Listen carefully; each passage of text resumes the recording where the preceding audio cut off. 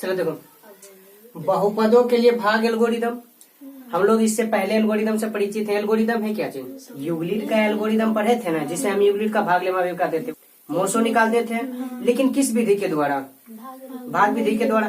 तो यहाँ भी हम बहुपदों में क्या, बहुपदों के भाग को जानेंगे, यानी बहुपदों के लिए भाग एल्गोरिदम। तो देखो दिया हुआ क्या है, मान लेते हैं मेरा एक एग्जाम्पल है कि -3x² + 3x + 5 + x³ में x-1 से भाग दे। तो सबसे पहले देखना कि ये जो दिया हुआ है आरोही क्रम में है या अवरोही क्रम में है या यूं ही है। देखो जब भी रहेगा तो हम इसको आरोही क्रम या अवरोही क्रम में करने के बाद ही भाग देंगे, यानी भाग की प्रक्रिया तभी हम करेंगे जब ये आरोही या अवरोही क्रम में रहेगा, यानी कि जब नहीं रहेगा तो इसे हम खुद आरोही या अवरोही क्रम में सजाएंगे। समझ में आया? तो देखो अगर हम इसको आरोही या अवरोही क्रम में सजाते हैं तो हम क्या, यहाँ पर है -3x², यानी यहाँ पर जो है x² है, यहाँ x पे पावर 1 है, यहाँ x पे पावर कुछ नहीं तो 0 है, और यहाँ x³। तो इसमें सबसे बड़ा बहुपद का घात क्या है? x³। तो सबसे पहले हम या तो x³ लिखेंगे या सबसे लास्ट में x³ लिखेंगे, लेकिन हम लोग बनाने में क्या करते हैं, आरोही क्रम का ही प्रयोग करते हैं, यानी सबसे बड़े घात वाला कहाँ रखते हैं? पहले रखते हैं, सबसे बड़े घात वाला को आगे। तो यहाँ हम क्या लिख देंगे, तो लिखेंगे बहुपद को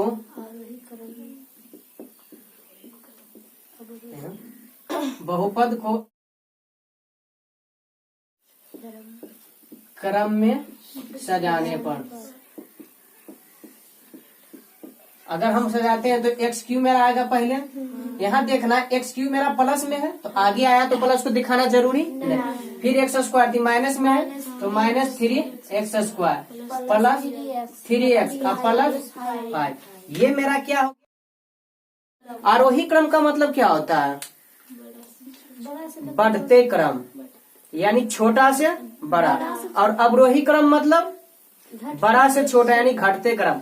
तो हम जो ये लिखे हैं, ये आरोही क्रम है या अवरोही क्रम है? ये मेरा अवरोही क्रम है, क्योंकि घटते हुए देखो यहाँ बड़ा से छोटा की ओर जा रहे हैं। q² 1 यहाँ कुछ नहीं तो 0, इसलिए मेरा क्या हो जाएगा? अवरोही क्रम। क्लियर?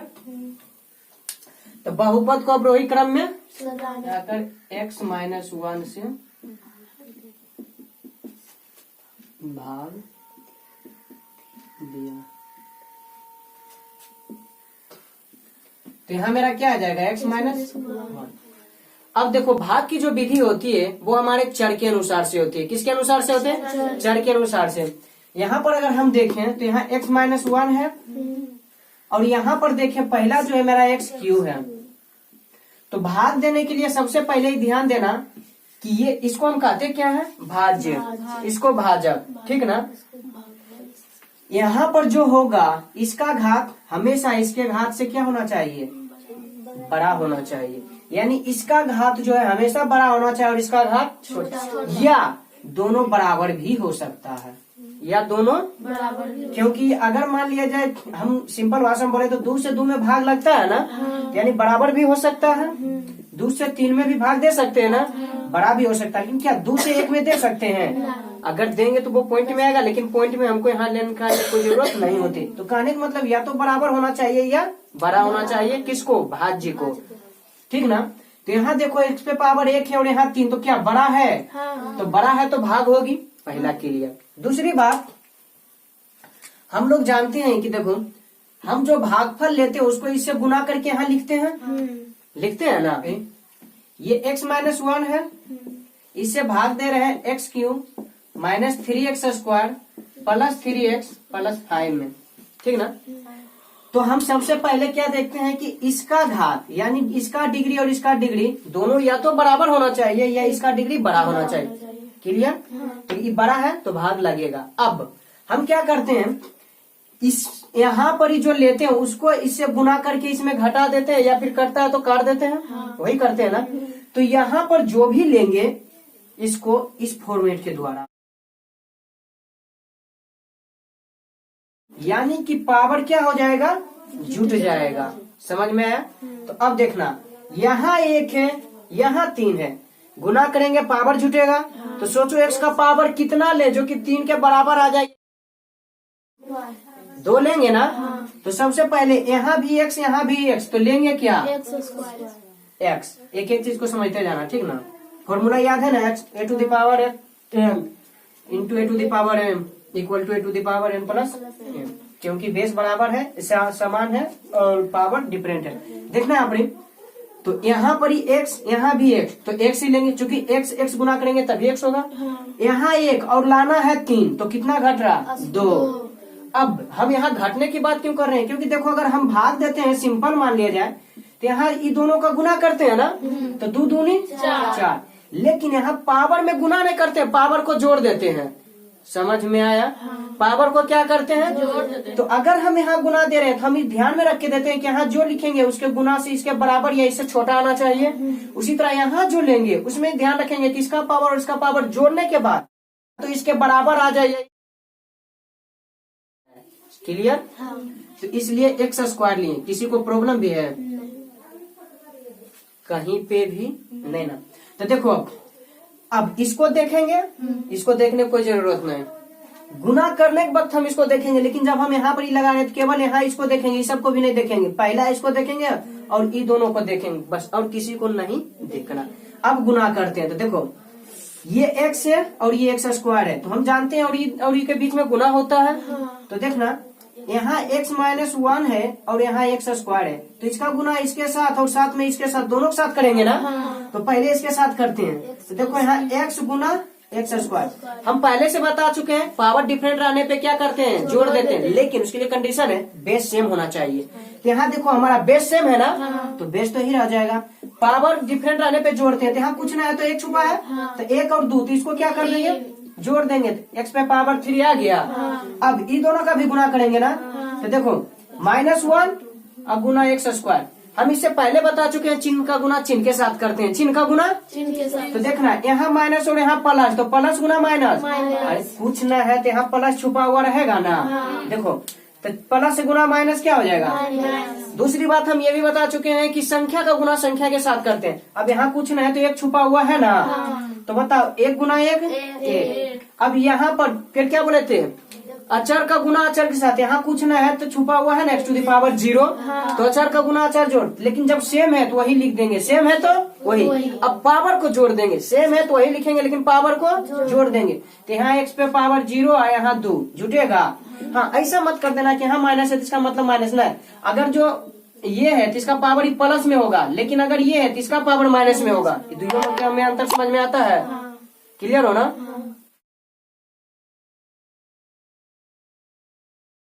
तो यहाँ पर बोला अंतर समझ में आया था। चलो अब आगे देखते हैं। तो यहाँ -1, अच्छा ई 2 इससे गुना होगा, इसमें जुटेगा या पावर में जुटेगा, पावर वाला है, पावर तक रहेगा। तो 1 तो दिखाना कोई जरूरी भी है, तो x ही बच गया। अब x पे पावर 0 + 2, x पे पावर 2, तो यानी कितना आ गया -x²। इससे क्लियर हो।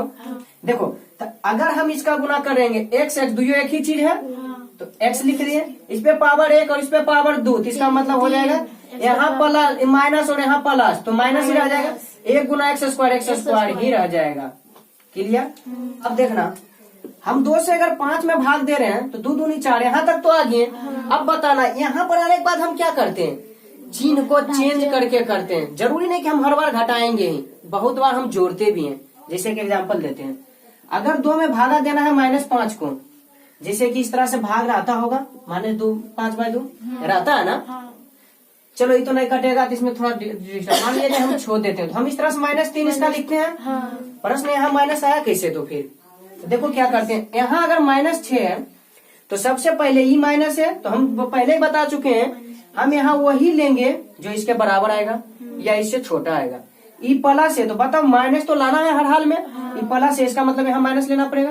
प्लस माइनस माइनस होगा तो यहाँ माइनस हो जाएगा। फिर यहाँ क्या ले कि 6 के बराबर है 3 लेंगे। तो देखो अब यहाँ पे देखना, यहाँ पे जब हम माइनस लिए हैं तो माइनस गुना प्लस माइनस हो गया, हुआ ना, और 3 दूना 6। अगर हम घटाएंगे तो -12 रह जाएगा। तो हम करते क्या, यहाँ चिन्ह को चेंज करते हैं। चिन्ह को, तो यहाँ पर माइनस के जगह फिर प्लस कर दे। तो अब ई माइनस का महत्व नहीं, महत्व रह गया किसका, प्लस। तो -6 + 6 कितना हो जाएगा। वैसे इस तरह का भागा अभी तक बनाई नहीं होगी, लेकिन फिर एक एग्जाम्पल देते हैं जो तुम बनाई होगी। यहाँ 6 है, ठीक, यहाँ प्लस है तो हमको लाना भी प्लस है, इसलिए हम यहाँ भी प्लस से लेते हैं। क्लियर। अब दूसरी बात, कितना से लगेगा, क्योंकि 3 दूना, लेकिन 6 और 6 यहाँ कुछ ना है तो प्लस, यहाँ भी कुछ ना है तो जोड़ देंगे तो भी तो 12 हो जाएगा। तो यहाँ फिर हम माइनस करते हैं और तब इसको, समझ में आया। तो कहने का मतलब क्या है कि ना घटाते हैं ना जोड़ते हैं। ऐसा मत करना कि हर बार घटा देना तो पता चलेगा उल्टा हो जाएगा। चिन्ह जो रहता है बस हम उसको उल्टा करते हैं, उसको क्या कर देते हैं, उल्टा कर देते हैं।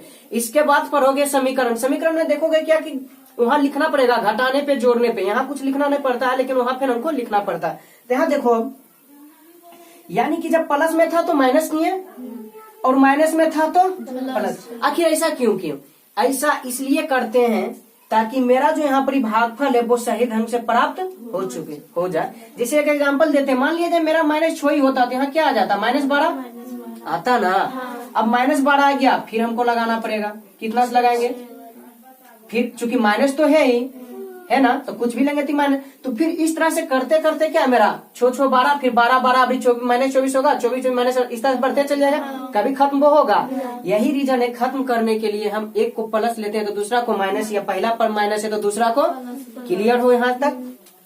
चलो देखो, तो यहाँ ही आया ना, तो अब हम चिन्ह को चेंज करेंगे। और चिन्ह चेंज किसके अनुसार से करेंगे, ऊपर वाला के अनुसार या नीचे वाला के अनुसार, नीचे वाला के अनुसार, नीचे वाला के अनुसार। देखना यहाँ पर नीचे वाला क्या चीज में है, तो देंगे यहाँ माइनस। नीचे वाला क्या चीज में है, तो देंगे क्या चीज, प्लस। अब देखना x³ खत्म ना। हम यहाँ पे काट भी सकते हैं या छोड़ भी सकते हैं। चूंकि भाग दे रहे हैं तो काटना जरूरी भी नहीं है, या जो भी तो हम लोग बनाते हैं तो ज्यादातर क्या देखोगे कि काट दिया जाता है, लेकिन काटना कोई जरूरी नहीं है यहाँ पे, ठीक ना। चलो ई मेरा खत्म हो गया। अब यहाँ देखना ई माइनस में और प्लस में। तो एक बात बताना, इसके आगे कुछ नहीं है तो क्या है, एक। तो -3 में अगर एक जोड़ने के लिए कह दे तो कितना बचेगा, -2। -2 इसको इस तरह से समझना कि माइनस को हम लोग कर्जा मान लेते हैं और प्लस का मतलब अपना मान लेते हैं, ठीक ना। कहने का मतलब माइनस है, इसका मतलब मान लो कि 3 रुपया तुम किसी से कर्जा लिए हो, 3 रुपया तुम किसी से, प्लस 1 रुपया है, इसका मतलब ही मान लो कि तुम्हारा अपना पैसा, तुम्हारा अपना। अब तुम खुद सोचो, 3 रुपया तुम्हारे पास कर्जा और 1 रुपया तुम्हारा अपना, तो तुम क्या करोगे, कर्जा तोड़ने के लिए दोगे ही ना। तो सोच लो 1 रुपया तुम उसको दे दिए, तब कर्जा कितना बचा, -2 ही रुपया। कर्जा की कितना, माइनस तो खुद बता रहा कर्जा, तो 2 ही रुपया बचा है ना। तो उसी तरह जब -3 था और +1 था, तो ये हम इसको दे दिए तो 1 तो खत्म हो जाएगा इससे ना, तो कितना बचेगा, 2। लेकिन 2 फिर भी कर्जा में है ना, तो माइनस में ही बचेगा। समझ में आया। तो अब देखो इसका नियम क्या होता है, अगर माइनस में रहे और प्लस में रहे तो हर बार माइनस कर दो। क्लियर से समझ लेना, अगर प्लस और माइनस दोनों एक साथ रहे तो हमेशा क्या कर दो, माइनस कर दो। बस फर्क ये करना कि जो बड़ा संख्या रहेगा उसका जो चिन्ह है वही चिन्ह लिखना देना। एक एग्जाम्पल इसका देते हैं, देखना इधर।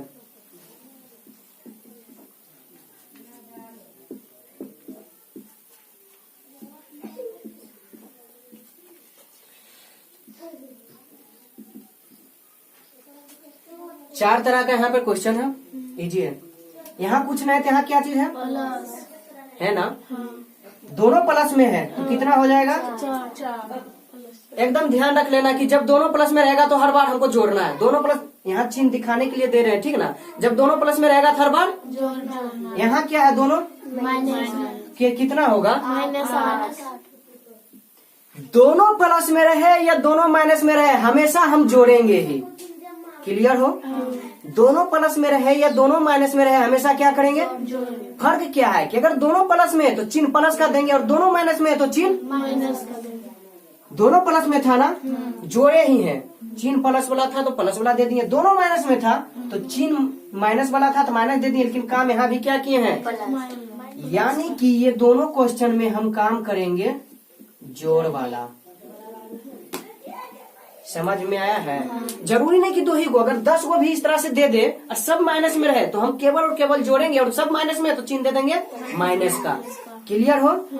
अब अगर माइनस प्लस दोनों रहे, यहाँ कुछ ना है, इसका मतलब यहाँ भी प्लस होगा, होगा ना। माइनस और प्लस दोनों रहे तो फिर क्या करेंगे, खाली घटा देंगे। हमको ये नहीं देखना है कि कौन माइनस में है कौन प्लस में, बस क्या कर देंगे। और नियम हम लोग जानते हैं, घटाने में चिन्ह छोड़ देना उसके बाद घटाना। हम लोग नियम ये जानते हैं कि घटाने में बड़ा वाला में छोटा वाला घट सकता है, छोटा में बड़ा नहीं घटेगा। क्लियर हो ना। वैसे देखा जाए तो -4 छोटा हो जाएगा, +2 बड़ा हो जाएगा, लेकिन हम क्या बोले, चिन्ह को छोड़ देना। तो चिन्ह को छोड़ दिए तो 4 और 2 है ना। तो 4 और 2 में बड़ा कौन, 4, छोटा 2। तो बस -4 में हमको उससे कोई मतलब नहीं, मतलब है छोटा है ना 2, तो 4 में 2 घटा देंगे, कितना बचेगा, 2 बचेगा ना।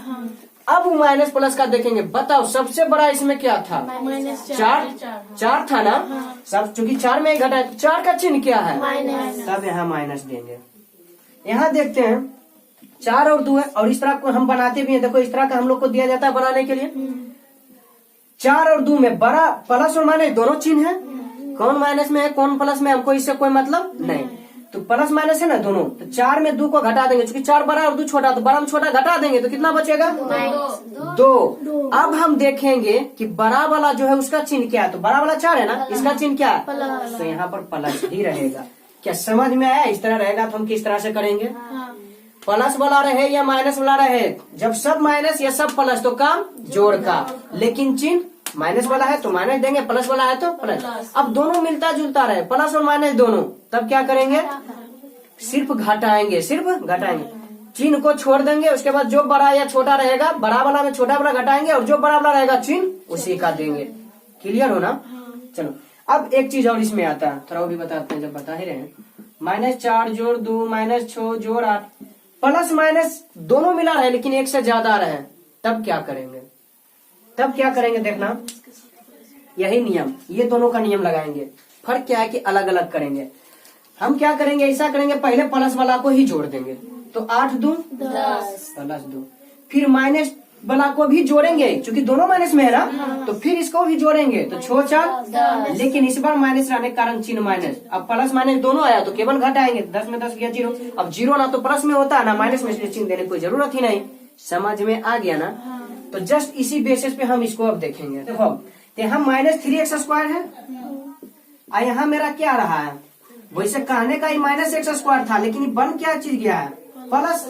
तो देखो अब क्या करेंगे, प्लस माइनस दोनों, इस देखना यहाँ पर x² का गुणांक क्या है, -1, और यहाँ x² का गुणांक 1 है। हम फिलहाल यहाँ 1 दिखा देते हैं, ठीक ना। अब देखना प्लस माइनस दोनों है ना, तो काम क्या करेंगे, घटाओ का, लेकिन किस में घटाएंगे, बड़ा वाला में छोटा वाला। तो 3 में 1 घटेगा, कितना बचेगा, अब ई तो एक सबका गुणांक ही है, तो गुणांक ही रह जाएगा। अब 3 में घटाया हो ना, तो 3 का चिन्ह यहाँ बच जाएगा, तो यहाँ पर भी मेरा क्या हो जाएगा, -2x²। समझ में आया। अब चूंकि जब भी मेरा 2 टर्म आएगा तो एक टर्म और यहाँ उतार लेंगे, +3x। अब क्या करेंगे देखना, अब फिर इसके अनुसार से सोचेंगे, हम इसके अनुसार से नहीं सोचेंगे। यहाँ क्या है मेरा, अब यहाँ पर सोचने से पहले ये सोचना चिन्ह भी इसका, देखो यहाँ माइनस है ना, और इसके आगे क्या है, तो इसका मतलब माइनस लाने के लिए यहाँ भी माइनस देना पड़ेगा, तो यहाँ हम दे दिए माइनस। समझ में आया, चिन्ह क्लियर। अब देखना यहाँ 2, यहाँ भी 2 है, यहाँ 1 है, तो 1 को कितना, चूंकि नंबर को जब गुना करते हैं तो पावर तो उसमें होता ना है जो कि जुटेगा, तो नंबर को गुना करते हैं तो वो क्या होता है, डायरेक्ट गुना हो क्या आता है। तो यहाँ 1 है, तो कितना से गुना करेंगे कि 2 आएगा, 2 तो 2 माइनस का काम खत्म, 2 का काम खत्म, बचा x² का। तो यहाँ भी x, यहाँ भी x, तो x तो लेंगे ही, लेकिन यहाँ 1 है और यहाँ 2 है, तब कितना देखिए 2 आ जाए, 1 ही रखेंगे ना, क्योंकि 1 1 जुट के 2 हो जाएगा। ये समझ में आया है। अब देखना यहाँ पर ये पहले कर चुके हैं ना, ये नहीं करेंगे, कितना दूर जो लिए हैं ये करेंगे। देखना माइनस गुना प्लस माइनस, अब 2 गुना 1, अब x पे पावर 1, फिर यहाँ x पे पावर 1 x²। समझ में आया। अब देखना इसका करेंगे माइनस और माइनस, 1 गुना 2, x पे पावर 1 और x पे पावर 0, x पे पावर 1 ही रह जाएगा, यानी यही। फिर क्या करेंगे, चिन्ह को चेंज कर, अरे नहीं घटाना है नहीं जोड़ना है, चिन्ह को चेंज करना है। ये माइनस में है ना, और हाँ चिन्ह चेंज करेंगे ऊपर वाला के अनुसार या नीचे वाला के अनुसार, जो हम अभी लिखे हैं उसके अनुसार। ये माइनस है ना, तो यहाँ क्या कर देंगे, प्लस। ये प्लस है ना, तो यहाँ क्या कर देंगे। अब देखो -2x² में +2x² घटेगा, कट जाएगा, कहानी इसका खत्म। यहाँ देखना 3x में प्लस था तो छूट जाता, लेकिन माइनस हो गया ना। तो 3x में अगर 2x घट जाएगा तो क्या बचेगा, केवल 1x यानी x। अब यहाँ क्या उतरेगा, प्लस 5। क्लियर हो। अब देखो यहाँ भी एक, इसके आगे प्लस, यहाँ भी प्लस, तो यहाँ तो हर हाल में हम प्लस ही लेंगे, तब तो प्लस गुना प्लस प्लस रहेगा। दूसरी बात, यहाँ एगो x, यहाँ भी एगो x, एक एक्स। अगर भूल से भी हम एगो भी x ले लेते हैं तो यहाँ पर भी एक, यहाँ पर भी एक, एक्स स्क्वायर आ जाएगा ना। और हम जब भी भाग देते हैं तो इससे बड़ा नहीं लगाते हैं, तो इसके बराबर लगाएंगे या इससे छोटा लगाते हैं। समझ में आ रहा है। इससे बार बार इसलिए समझा रहे हैं कि इससे ज्यादा इसमें समझ में आता होगा, आता है ना, क्योंकि बना चुके तो समझ में आया। तो इससे बड़ा ही हम नहीं ले सकते। तो यहाँ देखो एक पावर यहाँ 2 ले सकते हैं, कभी भी नहीं ले सकते। तो इसका मतलब x से तो नहीं लगेगा। तो बताओ कौन सा ऐसा संख्या आप ले जो कि परिवर्तन इसको नहीं करेगा, नंबर ऑफ x। उसमें x लेंगे ही नहीं, केवल नंबर लेंगे, चाहे वो कितनों ले। कहना इसका है 5 से, चलो 5 लेते हैं। देखना यहाँ पर 5 कहना है, 5 ले रहे हैं। 5 और गुना x, 5x हो जाएगा ना। तो फिर भी तो बड़ा हो रहा ना, तो हम 5 भी नहीं ले सकते। अरे यहाँ भी x है, यहाँ भी x है, इसका मतलब 1 से गुना करेंगे ना। सोचो 2 से 2 में देना रहता है तो 1 ही से करते हो ना। जब दोनों बराबर है तो यहाँ भी देखो बराबर है ना, और हम इसको तो देखते ही नहीं है। तो अब देखो एक प्लस गुना प्लस, प्लस ही रह गया। 1 गुना x, माइनस गुना प्लस, 1 गुना 1। चिन्ह को क्या करेंगे, यहाँ प्लस है तो माइनस, अब माइनस है तो ये तो खत्म। अब देखो प्लस और प्लस, प्लस ही रहेगा। अब 5 1, समझ में आया है। इसमें भाग कैसे देते हैं, ये हुआ क्लियर। अब देखना इसमें हम इसको क्या कहते हैं, हम इसको कहते हैं भाजक। इसको ये और ये जो बच गया शेष या शेषफल। क्लियर। हम लोग भाग एल्गोरिथम में देख चुके थे, कि भाज्य बराबर जो होता था मेरा, भाज्य कहने का मतलब ये वाला, भाजक गुना भागफल प्लस शेषफल। इसमें हम भागफल और भाजक को उल्टा पुल्टा भी लिख सकते हैं, कोई दिक्कत नहीं है, क्योंकि हम लोग जानते हैं कि भाग के क्रम विनिमय नियम जानते हैं, गुना का क्रम विनिमय नियम उल्टा हो जाएगा, उससे कोई दिक्कत नहीं है। अब देखना है अपनी एक चीज, हम भाज्य को px से सूचित करते हैं, भाग को किस चीज से, और भाजक को, भागफल को और शेषफल को rx से। समझ में आया। तो इस अनुसार से मेरा क्या हो जाएगा, px बराबर gx into qx plus rx होगा। क्लियर। अब देखो नियम के अनुसार ये दोनों को गुना करके जोड़ देंगे तो मेरा इसके बराबर होगा। एक और बात, अगर px को gx पूरी तरह से काट देता है तो यहाँ शून्य आएगा, और शून्य आएगा तो ये इसका एक गुणनखंड भी होगा, इसका ये एक गुणनखंड भी। और अगर नहीं काट पाए तो इसका मतलब ये इसका गुणनखंड नहीं होगा। साथ ही एक और बात देखना है यहाँ पे, देखना है यहाँ पे px बराबर qx gx इंटू qx। क्या ये हो सकता है? ऑफकोर्स होगा। जब मेरा rx बराबर 0 निकल जाएगा, क्योंकि 0 जोड़ने में भी तो कोई पता फर्क नहीं चलेगा। समझ में आया। अगर इस तरह से है तो इसका मतलब ये है कि यहाँ पर ही qx से भाग gx से भाग देने पे भागफल में मेरा rx क्या आ गया, 0 आ गया। यानी कि ये जो है gx px का एक गुणनखंड होगा, क्योंकि वो पूरी तरह इसको काट दिया होगा। क्लियर। ये चलो दूसरी बात, फिर अगर मेरा rx 0 है तो ये जो होगा gx, जिसे हम मान लेते हैं इसी को, ठीक ना, x माइनस 1, इसका मतलब इतना बराबर 0, तो x बराबर क्या आ गया 1, तो इसका मतलब ये 1 px का क्या होगा, एक शून्यक होगा, एक शून्यक होगा। समझ में आया। तो इस तरह से दे देगा पूछेगा जब RX बराबर 0 तो इसका एक शून्यक बताए, तो कुछ बात नहीं करना, RX बराबर 0 दिया है ना, तो इसी को 0 के बराबर कर दो। इसको किसके बराबर कर देंगे? तो 0 के बराबर करेंगे और ये उस तरफ जाएगा, अगर प्लस रहेगा तो माइनस में आ जाएगा और माइनस रहेगा तो और यही इसका एक क्या कहला जाएगा? शून्य। और ये अगर RX बराबर 0 होती है, इसका एक क्या कहलाएगा? गुणनखंड। क्लियर हो? चलो इस नियम को उतार लेना। यहाँ से मेरा 2 एडजेक्टिव निकलता है। सबसे पहले यहाँ देखना, इसका घात जब भी होगा इसके घात के बराबर होगा या इससे छोटा होगा। समझ में आ रहा ना? यानी कि gx का घात जब भी होगा तो px के घात से छोटा होगा या बराबर होगा, लेकिन उससे बड़ा नहीं होगा। यानी कि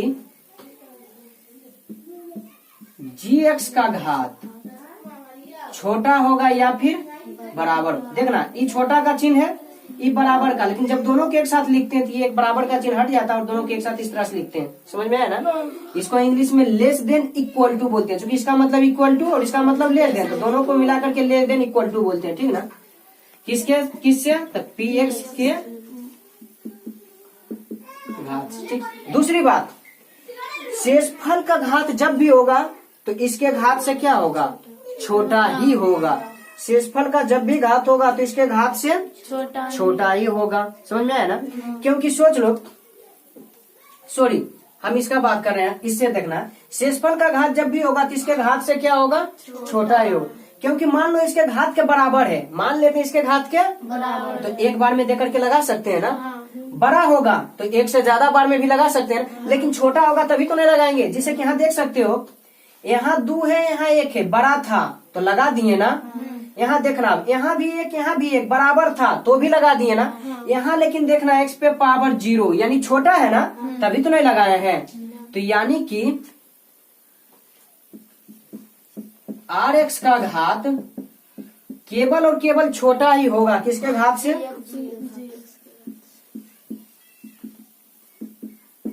ये दोनों भी ऑब्जेक्टिव है, पूछता भी है। यहाँ पर एक चीज सुधारना, तो देखो, तो हम इसको QX से सूचित करते हैं, भाजक को, और भागफल को GX से सूचित करते हैं। ठीक ना? तो यानी कहने का मतलब यहाँ जहाँ GX है वहाँ क्या हो जाएगा मेरा? QX, और यहाँ भी मेरा हो जाएगा QX। ठीक ना? बाकी सब सही है। यहाँ तो आगे पीछे लिखा भी सकता है, या इसको भी अगर हम लिखें जब, तो ये हो सकता है QX इंटू GX। कहने का मतलब क्या है कि भाज को PX से और भाजक को QX से सूचित करते हैं। GX से सूचित करते हैं किसको? भागफल को, और RX से सूचित करते हैं शेष या शेषफल को। तो अभी तक में हम लोग क्या देखे थे? हम लोग भाग इस तरह से देते हैं, तो यहाँ जो लिखते हैं उसको हम क्या बोलते हैं? भाज, यानी उसी को हम PX से सूचित करते हैं, और जिससे भाग देते हैं उसको बोलते हैं भाजक, यानी इसको QX से सूचित करते हैं, और जो मेरा यहाँ पर भागफल आता है उसको GX से। और बच अगर जाता है, क्योंकि बचने का कारण क्या है? मतलब या तो शून्य बचेगा, उससे कुछ बड़ा बचेगा, तो जो बच जाता है उसको शेष या शेषफल, जिसको RX से सूचित करते हैं। यही शेषफल अगर 0 रह गया तो ये जो है QX, ये PX का एक गुणनखंड होगा, यानी PX को पूरी तरह से विभाजित कर देगा। क्लियर ना?